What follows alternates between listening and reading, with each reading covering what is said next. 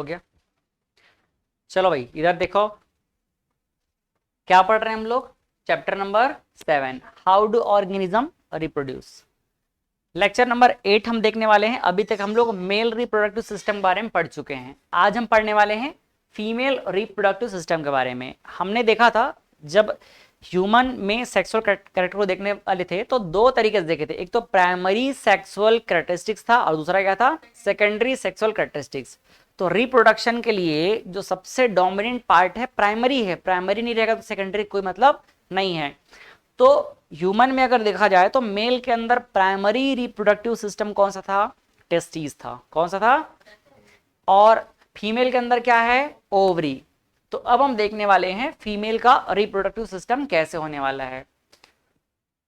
Female reproductive system consist of a pair of ovaries. इसमें क्या होता है, अगेन जैसे दो टेस्टिस था वैसे ही क्या रहेगा, दो ओवरी रहेगा, पेयर ऑफ ओवरीज। और क्या रहेगा उसके साथ में, पेयर ऑफ ओविडक्ट रहेगा। ओविडक्ट को हम लोग फेलोपियन ट्यूब के नाम से भी जानते हैं। क्या बोलते हैं? Fallopian tube. तो एक रिप्रोडक्टिव सिस्टम जो फीमेल का है उसमें क्या रहेगा, दो ओवरी रहेगा, फिर क्या रहेगा, पेयर ऑफ ओविडक्ट रहेगा, और क्या इन्वॉल्व रहेगा, यूट्रस, और साथ में वेजाइना और वुल्वा। ठीक है, ये वी है ना। The main function of female reproductive system are to produce egg. देखो सबसे जो मेन काम है क्या है, एग को प्रोड्यूस करना। जो फीमेल रिप्रोडक्टिव सिस्टम उसका मेन काम क्या है, एग को प्रोड्यूस करना।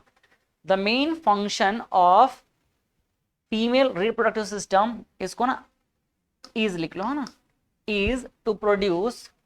अच्छा नहीं, ज्यादा है ना, यहां पर एक काम करना, आर ही रहेगा लेकिन थोड़ा ग्रामेटिकल मिस्टेक हो जाएगा। The main functions of female reproductive system are two, पहला काम क्या है, प्रोड्यूस एग। एग को हम लोग और क्या बोलेंगे, ओवा, या फिर ओवम करके भी बोल सकते हैं।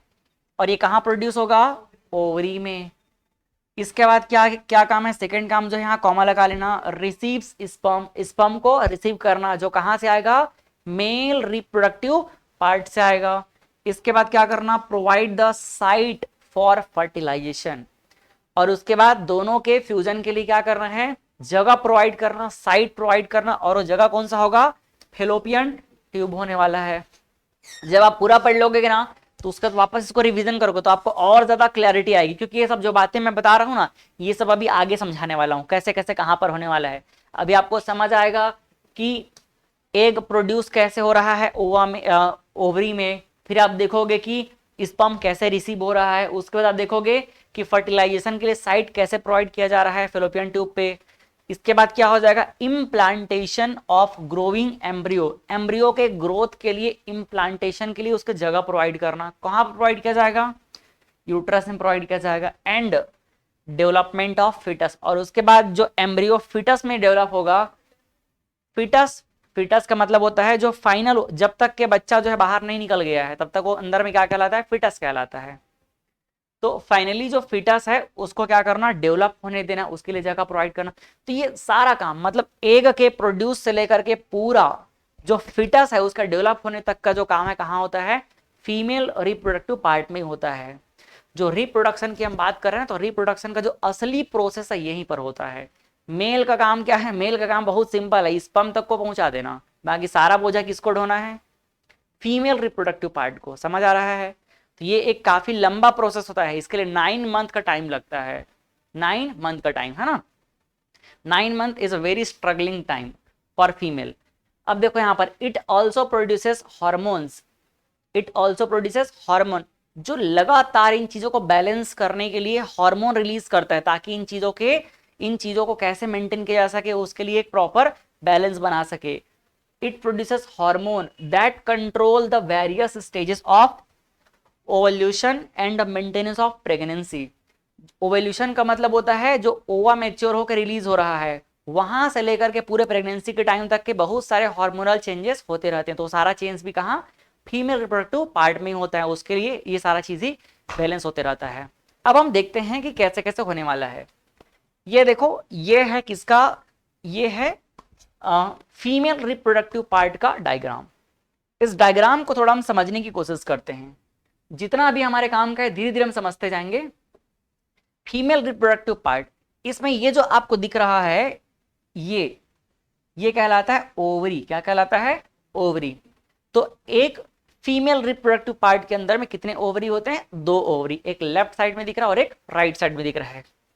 ये जो ओवरी है ना, ये ओवरी जो है आपको इस तरह से हाथ के टाइप का दिख रहा होगा, ऐसे स्ट्रक्चर है ना, जिससे यहां कनेक्ट है इस बड़े वाले पार्ट से। ठीक, ये ओवरी से गया हुआ ये जो ट्यूब है ये कहलाता है फेलोपियन ट्यूब। क्या कहलाता है? ये है ओवरी, और ओवरी से लगा हुआ ये जो ट्यूब है क्या कहलाएगा? Fallopian tube. इसी का एक और नाम क्या है? ओविडक्ट। क्या नाम है? अगर मैं एक सच्चाई बता रहा हूं, अगर लाइफ प्रोसेस और रिप्रोडक्शन को मेरे से पढ़ने के बाद अगर बायो में इंटरेस्ट नहीं आया ना, मतलब सही में आपने बायो नहीं पढ़ा है। मतलब हाँ, मैं सच बता रहा हूं, क्योंकि मैंने बहुत लोगों का ये सुना है कि बायो मजा नहीं आता, पढ़ते नहीं है, हम लोगों को अच्छा नहीं लगता। लेकिन अगर मेरे से ये दोनों चैप्टर को जो इंसान सच में इन्वॉल्व होकर पढ़ लिया ना, सारे बातों को भूल करके, जो पुराने उसके दिमाग में ख्यालात है कि मुझे समझ नहीं आता, अगर उसने पढ़ लिया उसके बाद भी अगर बायो बोल दिया ना तो कि बायो में मजा नहीं आया करता, तो सच में सोचने का बात है ये। क्योंकि यहाँ हम उन चीजों को उस तरह समझ रहे हैं जो हमारी जिंदगी में हम आज तक जिए हैं और आज के बाद जो जीने वाले हैं। मैं कोई भी ऐसी फालतू बातें नहीं बता रहा हूं जो चीज हमारे लाइफ में एग्जिस्ट करेगा ही नहीं। ये सारी बातें वो है जो आज तक आपने लाइफ में जिया है, देखा है या आगे जीने वाले हैं। और उन चीजों में अगर इंटरेस्ट नहीं डेवलप हो पाया, इसका मतलब सच में कुछ तो बात में गड़बड़ी है, हमारे सोच में कहीं ना कुछ चेंजेस की जरूरत है। ठीक है, अभी जितना कुछ पढ़ाऊंगा आपको ऑटोमेटिकली मजा आने वाला है, क्योंकि हर वो चीज आप देखते हो, अपने घरों में देखते हो, अपने आसपास के लोगों में देखते हो, कोई हवा हवाई बात ही नहीं है। ये देखो, ये क्या है? ओवरी है। ओवरी, ओवरी का काम क्या है? ये वही जगह है जहां पर एग मेच्योर होता है, ये वही जगह है जहां पर ओवा जो रहता है वो क्या होता है? मेच्योर होता है। और उसके बाद देखो ये फेलोपियन ट्यूब के थ्रू आगे जाएगा। तो ये जगह जो दिख रही है, ट्यूब दिख रहा है, इसका नाम क्या है? Fallopian tube. इसके पीछे काफी सारी कहानियां भी समझ में आएगी, आप नाम बस तो याद रखते जाना, फिर उसके बाद आपने थोड़ा बहुत जो बात सुना होगा ना, वो सबको मैं आगे रिलेट करने वाला हूं। जैसे कल मैंने जो वॉस डिफरेंस है, वहां से मैंने क्या बताया, जब मेल का क्या होता है, जब मेल लोगों का आगे जो है स्पर्म जो है फीमेल के अंदर ना जाए, तो उसके लिए हम लोग क्या कराते हैं? वॉसेक्टॉमी करा देते हैं, जिसको नसबंदी करके बोलते हैं। हर कोई सुन के रखे रहते हैं, तो वो कैसे होता है मैंने बताया, कहां पर किया जाता है। वैसे इसके हर एक चीज का हमको आगे यूज समझ आने वाला है। ओवरी, ओवरी का कनेक्शन किससे? फेलोपियन ट्यूब से। किससे है? और फेलोपियन ट्यूब के बाद आप देख रहे हो ये जो पार्ट दिख रहा है, इसी का नाम है यूट्रस। क्या नाम है इसी का? और ये जो अंदर में आपको दिख रहा है रेड रेड, ये है यूट्रस का वॉल, जिसको हम बोलते हैं यूटेराइन वॉल बोलते हैं। क्या नाम है इसका? Uterine wall. मतलब यूट्रस का वॉल है, उसके अंदर का क्या है? ये दीवार है, वॉल है ये। ठीक है, इसको आप बिल्कुल ऐसा समझ लो कि ये अंदर में एक होल है। ठीक है, जो रेड रेड दिख रहा है क्या है? वो अंदर का होल है। जैसे कि हम अगर मुंह से रिलेट करें, ऐसे करके मुंह को खोल करके अगर इमेज बनाए, तो ये मुंह के अंदर का जो पूरा लाल लाल दिखेगा ना, और ये बाहर का मुंह क्या है? कवच है, कवर है मतलब। तो वैसे ही समझ लो कि ये जो है अंदर क्या है? यूट्रस का पूरा होल है। ठीक, ये जो यूट्रस है, अब यूट्रस के अंदर के वॉल को हमने क्या बोला? यूटेराइन वॉल बोला। इस यूट्रस का जो कनेक्शन है आगे चल के देखो किससे है। यूट्रस को जब हम लोग नीचे देखेंगे, यूट्रस का जो ऊपर वाला पार्ट है, यूट्रस का जो ऊपर वाला पार्ट है, ये क्या है? ये ब्रॉड है, चौड़ा है, दिख रहा है? ये ब्रॉड है। और जैसे जैसे नीचे आते जा रहे हैं, देखो ये क्या होते जा रहा है? नैरो होते जा रहा है। क्या होते जा रहा है? जब ये नैरो हो रहा है तो आप यहां पर देख पा रहे होगे कि इसका ये जो नैरो पार्ट है, ये जो नैरो पार्ट है, इसको बोला जाता है क्या? सर्विक्स। वेरी सेंसिटिव पार्ट, बहुत ज्यादा सेंसिटिव पार्ट होता है ये। सेंसिटिव मतलब इन्फेक्शन का चांस बहुत ज्यादा यहीं पे रहता है, सर्विक्स। और उसके बाद जो बिल्कुल हमारे रिप्रोडक्शन का सिर्फ एक छोटा सा मीडियम होता है, ये कहलाता है वेजाइना। समझ आ रहा है? मतलब हम ऐसे ऐसे टेक्नोलॉजी डेवलप कर चुके हैं ना कि बिना फिजिकल रिलेशन के भी आजकल आज बच्चा पैदा हो सकता है। समझ आ रहा है? तो हम जो रिप्रोडक्शन पढ़ने वाले हैं उसमें फिजिकल रिलेशन का कोई मतलब नहीं है। समझ आया? कोई मतलब नहीं है। रिप्रोडक्शन वर्ड सुनते ही मैंने देखा है, खास तौर पर जो हिंदी मीडियम के बच्चे होते हैं या गांव के बच्चे, उन लोगों को ऐसा लगता है कि रिप्रोडक्शन का मतलब है खाली फिजिकल रिलेशन, जबकि उसका यहाँ पर कोई महत्व ही नहीं है। रिप्रोडक्शन एकदम अलग चैप्टर है, और इसकी वजह से आने वाली सारी चीजों को हम लोग एकदम अलग तरीके से पढ़ने वाले हैं। तो हमारे लिए मतलब का क्या चीज है? मतलब का चीज है सबसे ज्यादा ये वाला पार्ट, ऊपर वाला पार्ट। समझ आ रहा है? क्योंकि एक बच्चे के पैदा होने के लिए बच्चे का डेवलप होना जरूरी है, जिसका पूरा डेवलपमेंट कहां पर होगा, यहां होने वाला है। कहां होने वाला है, यूट्रस में होने वाला है। समझ आ रहा है?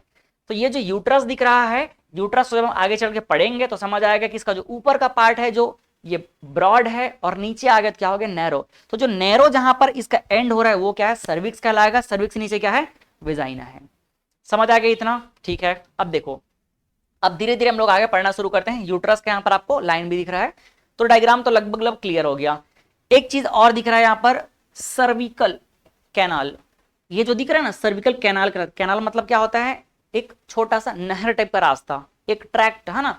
तो ये क्या कहलाता है, ये सर्विकल कैनाल कहलाता है। मतलब वो पाथ है, रास्ता है जहां से सर्विक्स के आगे यूट्रस को ज्वाइन हो रहा है।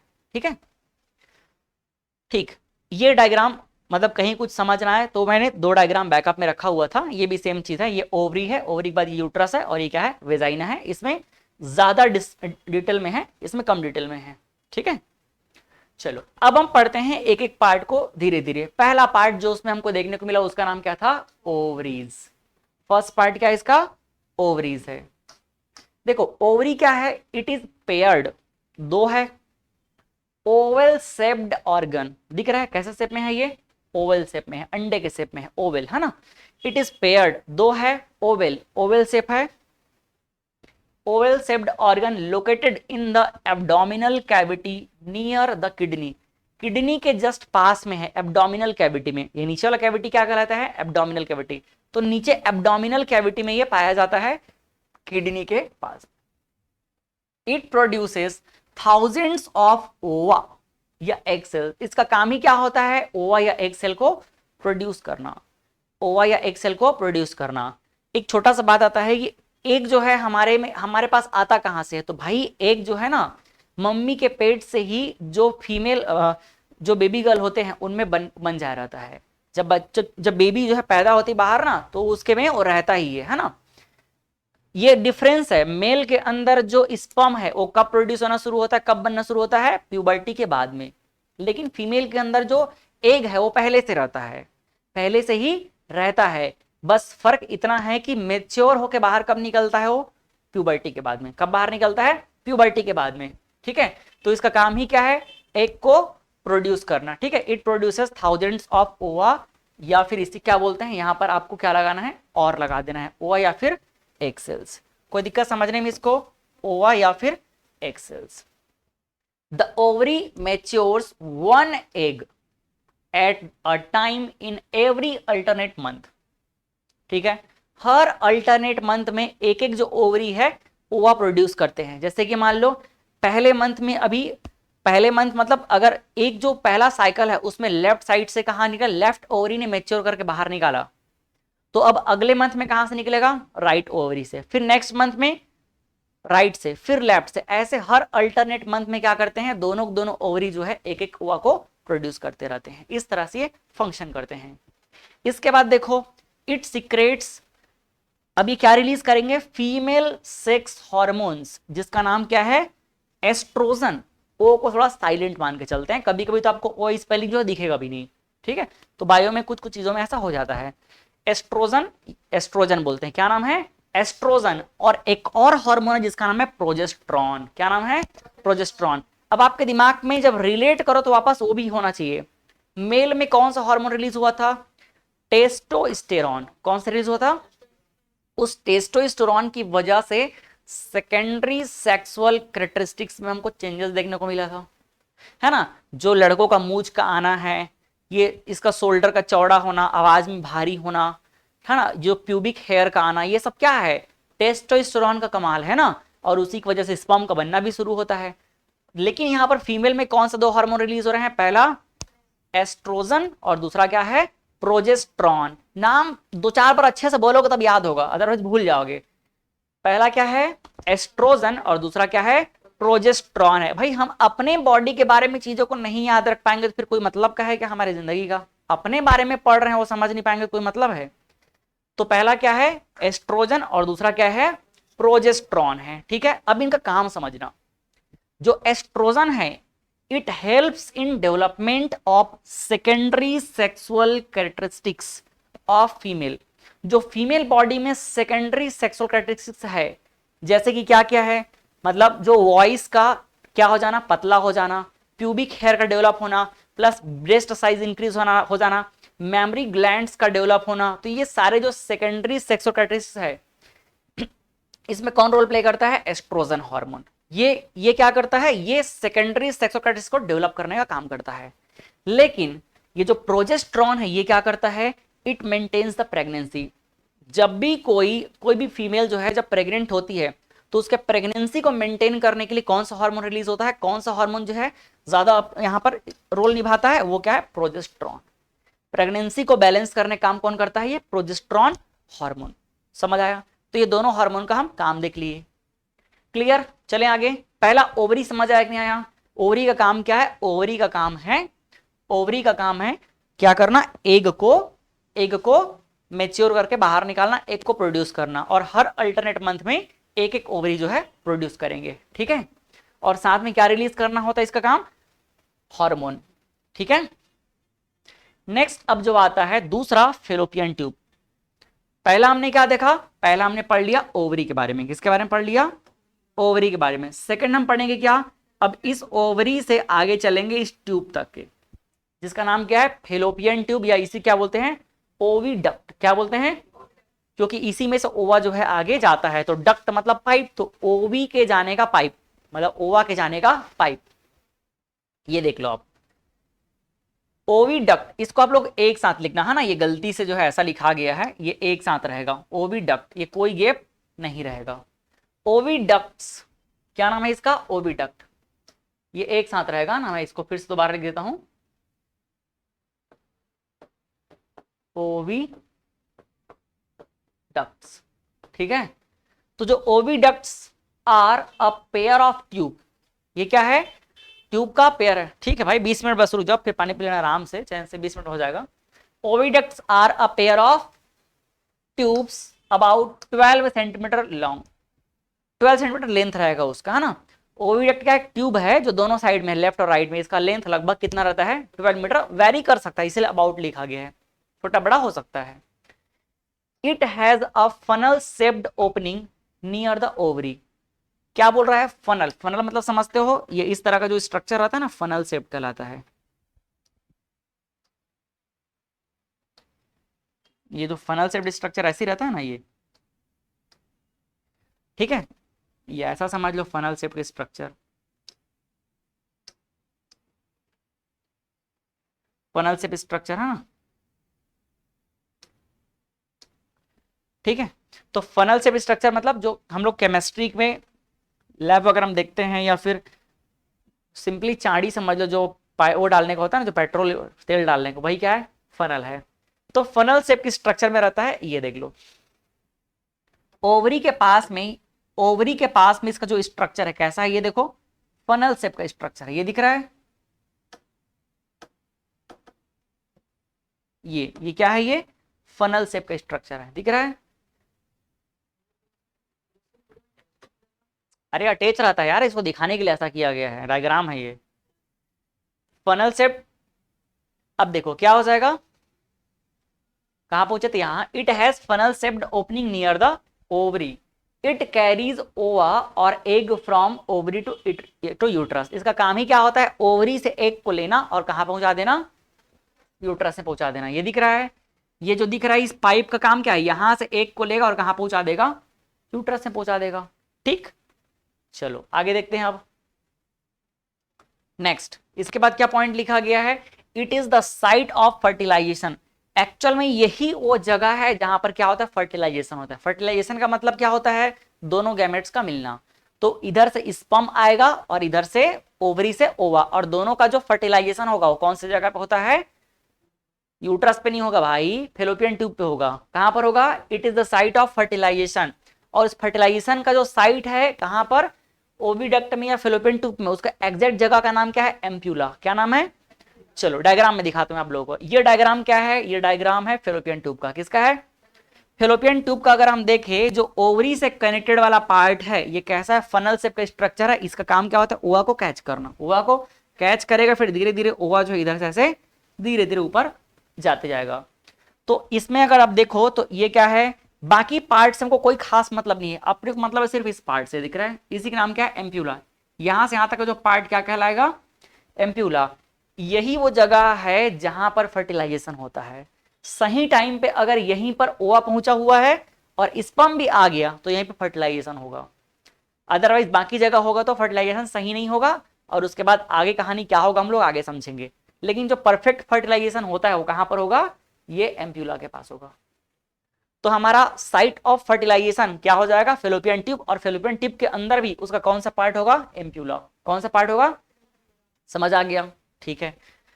नेक्स्ट देखते हैं अब हम लोग, these opens into the uterus from both the side, और इसके दोनों साइड को आप देखो तो कहां पर जाके कनेक्ट हो रहा है, यूट्रस में। मतलब अगर पूरा कहानी आप लोगों को समझाऊं तो बात ऐसा है कि भाई ये हमारा ओवरी है जिसका काम है एक को मैच्योर करना, और उस एक को कौन कैच करेगा, इस एक को कैच करने का काम किसका है, फेलोपियन ट्यूब को। किसका काम है, फेलोपियन ट्यूब, और वो ले जाके कहां पर छोड़ देगा, वो यूट्रस में। कहां पर छोड़ देगा, यूट्रस में। नॉर्मली हर महीने यही होता है, नॉर्मली हर महीने क्या होता है, यही होता है यूट्रस में जाने का। लेकिन जब प्रेगनेंसी की बात आती है तो प्रेगनेंसी तभी आता है जब स्पर्म भी इधर से गया और फेलोपियन ट्यूब में वो यहां पहुंचा, और इस जगह पे एम्प्यूला के पास पे वो किससे, ओवा से उसका फ्यूजन हो गया, तब जाकर के यहां पर क्या होता है, फर्टिलाइजेशन सक्सेसफुल माना जाता है। तो फर्टिलाइजेशन का जो साइट है वो कहां पर होता है, वो होता है फेलोपियन ट्यूब के अंदर, कौन सी जगह पे, एम्प्यूला पे। समझ आया। तो फेलोपियन ट्यूब क्या है, इसका क्या काम है, क्लियर हो गया। फेलोपियन ट्यूब एक सिंपली एक क्या है, ट्यूब है जो क्या करता है, ओवरी से यूट्रस के बीच में कनेक्ट रहता है, और ओवा को वो ओवरी से यूट्रस में लेके जाने का काम करता है। उसी रास्ते में अगर स्पर्म आ गया और इसको रोक लिया तो समझ लो यहीं पर क्या हो जाएगा, फर्टिलाइजेशन हो जाता है। ठीक, फिर दोनों साथ मिलकर नीचे जाते हैं।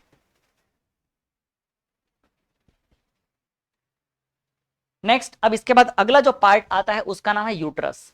ओवा जो है ओवरी से निकला, धीरे धीरे फेलोपियन ट्यूब, उसके बाद कहां चला गया, यूट्रस में। कहां गया, यूट्रस। इस यूट्रस को एक और नाम जानते हैं, वॉर्म। ठीक है, बट ये नाम आप ज्यादा सुनोगे नहीं तो यूट्रस ही याद रखे रहो। ये क्या है, it is large sized muscular and pear shaped structure present in the pelvis between urinary bladder and rectum. Uterus ये क्या है, यूट्रस जो है, यूट्रस एक बड़ा साइज का, मैंने दिखाया था आपको, मसल्स का बना हुआ क्या है, एक ऑर्गन है जो कैसे शेप में दिखता है, पियर शेप में। पियर मतलब नाशपाती। ये कहां पर है, जो हमारा हमने देखा था ना यूरिनरी ब्लैडर, जब हम लोग क्या देख रहे थे, जब हम पूरे ह्यूमन का सिस्टम पढ़ रहे थे तो वहां पर हम लोग पहले से पढ़े हैं ना, यूरिनरी ब्लैडर देखा था ना। तो यूरिनरी ब्लैडर और जो रेक्टम होता है, रेक्टम ऑलरेडी हम लोग लाइफ प्रोसेस में पढ़े हुए हैं। तो रेक्टम और यूरिनरी ब्लैडर दोनों के बीच का ये जो पेल्विस है, ये वाला पोर्शन, यहीं पर ही क्या रहता है, यूट्रस रहता है। मैंने आप लोगों को ये भी बताया था कि फीमेल और मेल में ये एक डिफरेंस ये भी है कि प्यूबर्टल एज के बाद फीमेल का जो पेल्विस होता है ये हिप होता है, इसका साइज क्या होता है, बढ़ते जाता है। क्यों बढ़ते जाता है, क्योंकि यूट्रस के साइज को बड़ा होना है, यूट्रस के लिए स्पेस बचा के रखना है, ताकि कभी भी अगर वहां पर इंप्लांटेशन हो और अगर एम्ब्रियो को ग्रो करना है तो वहां पर वो जगह आसानी से मिल सके। इसीलिए मेल और फीमेल के जो पेल्विस है, हिप है, उसमें क्या रहता है, साइज में डिफरेंस रहता है। तो यहां आप देख सकते हो यही लोकेशन क्या है, यूट्रस का है। यूट्रस कहां पर रहता है, पेल्विस, पेल्विस है ना, जो हिप का पोर्शन है पेल्विस में रहता है। अगर एग्जैक्टली लोकेशन देखें तो कहां पर, यूरिनरी ब्लैडर और रेक्टम के बीच में। यूरिनरी ब्लैडर जानते हो, जहां पर यूरिन को क्या किया जाता है, स्टोर होता है ना। और रेक्टम तो जानते हो, रेक्टम क्या है, एनस के जस्ट ऊपर वाला पार्ट क्या कहलाता है, जहां पर फीकल मटेरियल के स्टोर होने का टेम्परेरी स्टोरेज। ठीक, तो ये यूरिनरी ब्लैडर और रेक्टम के बीच का पार्ट वहीं पर रहता है। कौन रहता है, यूट्रस रहता है। ये देख लो डायग्राम, तो मैं आप लोगों को दिखाई दे रहा हूं, ये है यूट्रस, ये क्या है, यूट्रस। समझ आ रहा है, ये यूट्रस, ये कैसे शेप का है, पियर शेप का। अगर हम इसको यहां से यहां देखें तो कैसा है, ये पियर शेप का। ठीक है, पियर कैसे रहता है, ये ऐसी तरह रहता है क्या, ये ऐसे रहता है ना पियर, नाशपाती, ये ऐसे करके देख लो आप, यही है ना नाशपाती, पियर। ठीक है, तो ये पियर शेप का, ऐसे इसको अपन एज्यूम करके चलते हैं। नेक्स्ट आगे देखिए अब। ठीक है, इसको मिटा देता हूं मैं ताकि आप लोगों को बाद में दिक्कत ना बनाने में। डायग्राम जब ड्रॉ करना रहेगा तो आप लोग इसी को ड्रॉ करना है ना, एक डायग्राम को, कोई भी इसको या फिर इसको, कोई दोनों में से एक को ड्रॉ कर लेना। वापस आते हैं अब हम लोग यूट्रस में। अब देखो यूट्रस का हमने लोकेशन जान लिया। इट इज ब्रॉड, क्या होता है ये, थोड़ा चौड़ा होता है। ब्रॉड ऑन अपर एंड, ऊपर के साइड ब्रॉड है हमने देखा था, and narrow on lower and, और नीचे देखा जाए तो क्या है, नैरो है, पतला हो गया है। Upper end is called as the body of uterus, जो अपर एंड है ऊपर, उसको हम क्या बोलते हैं, उसको हम क्या बोलते हैं, ऊपर एंड को, ऊपर को हम बोलते हैं क्या, इसको बॉडी ऑफ द यूट्रस। ये जो ऊपर का पार्ट है क्या कहलाता है, ये बॉडी ऑफ द यूट्रस कहलाता है। और जो लोअर पार्ट है ये क्या कहलाता है, सर्विक्स कहलाता है। ये दिख रहा है आप लोगों को, ऊपर पार्ट क्या कहलाएगा, बॉडी ऑफ द यूट्रस, और नीचे क्या कहलाएगा, ये वाला पार्ट सर्विक्स कहलाएगा। कोई दिक्कत समझने में? तो ऊपर पार्ट का नाम क्या है, यूट्रस, और नीचे वाला पार्ट का नाम क्या है, cervix. Body of the uterus और नीचे का क्या है, सर्विक्स है।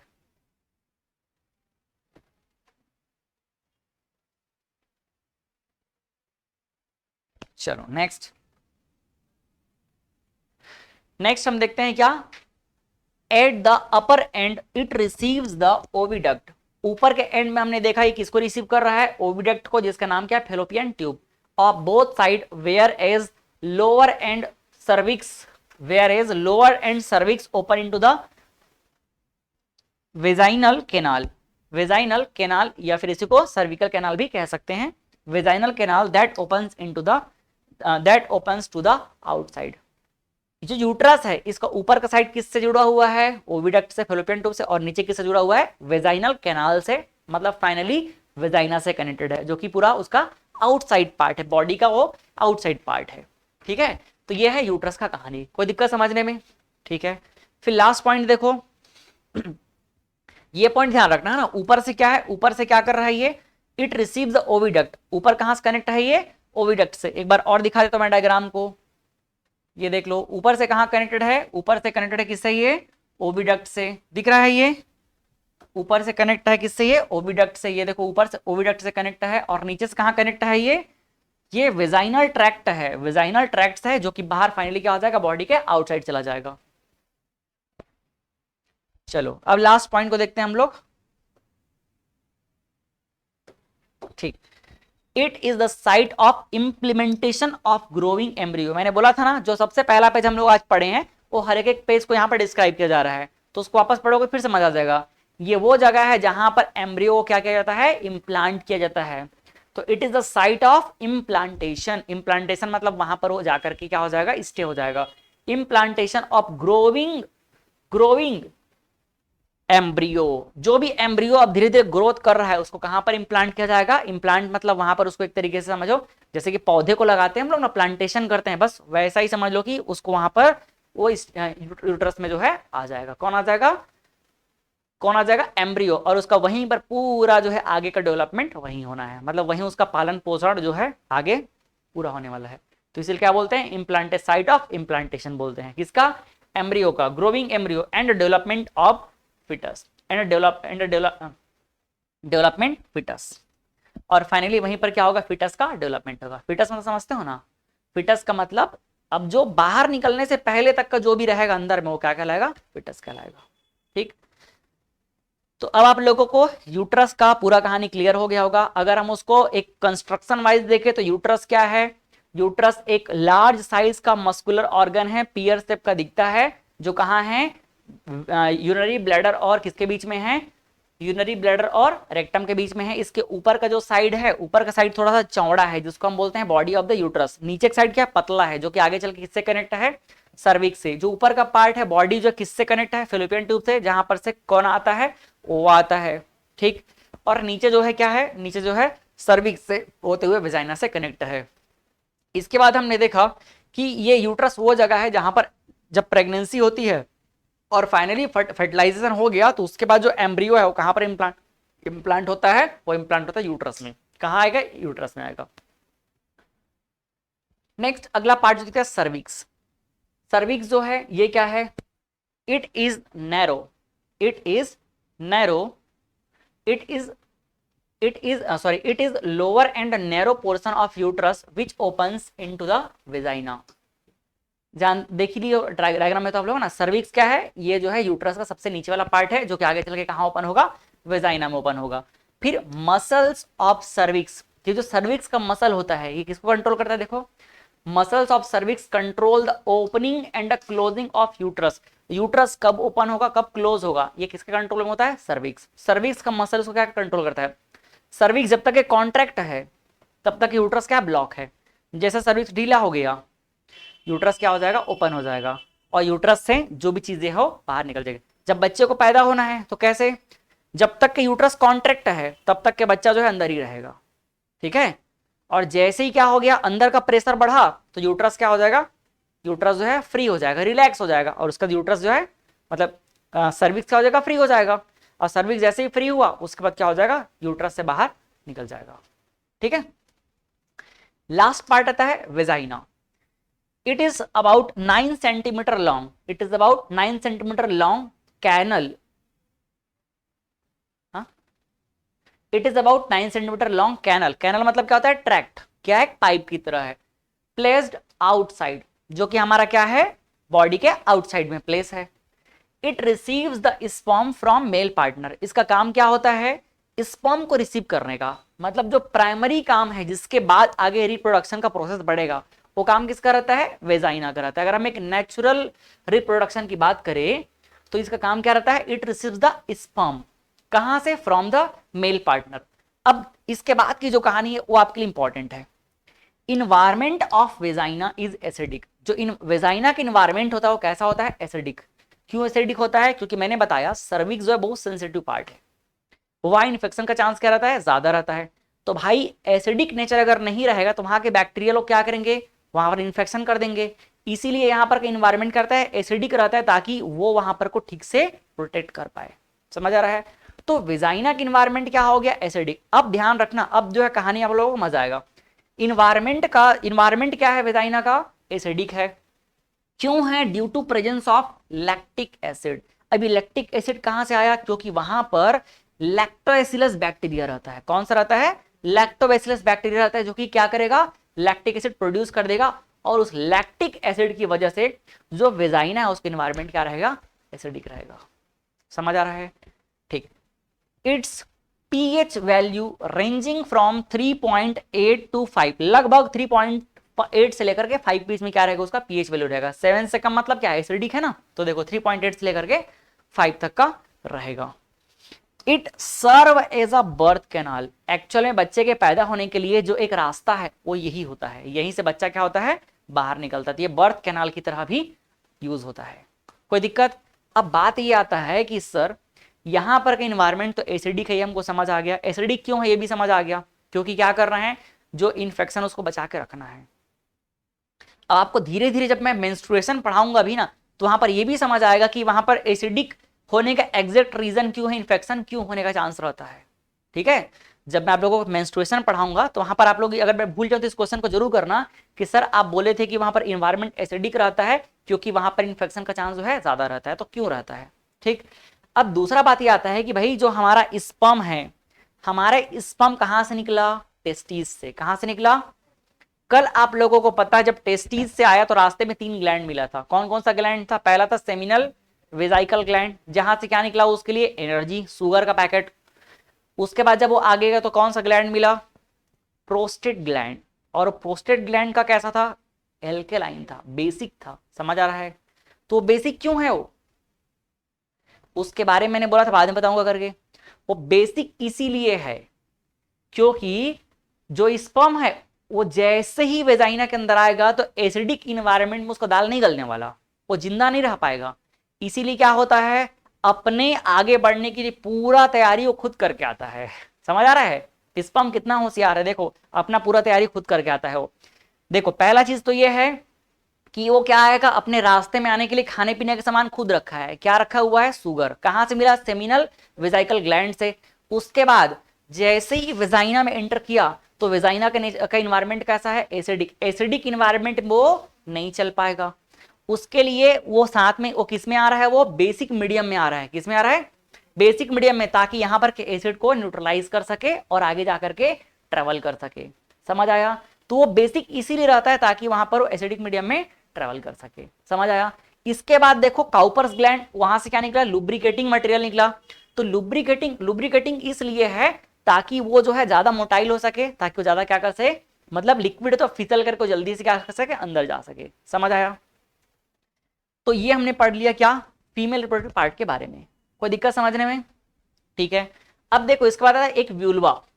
ये जो व्यूल्वा जो होता है ये कोई काम का पार्ट नहीं रिप्रोडक्शन में, कोई काम का पार्ट नहीं। It is the outer part of female genital organ. जो वेजाइना के बाहर एक क्या रहता है, एक छोटा सा फ्लैप लाइक स्ट्रक्चर होता है जिसको बोला जाता है व्यूल्वा। तो ये कोई खास काम का नहीं है रिप्रोडक्शन के लिए।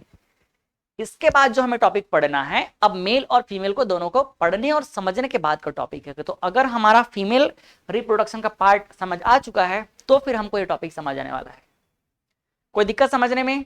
ठीक है। तो अगला जो टॉपिक है हमारा उसका नाम क्या है, fertilisation and post fertilisation. Time हो चुका है जिसको हम लोग कल पढ़ लेंगे। ठीक है।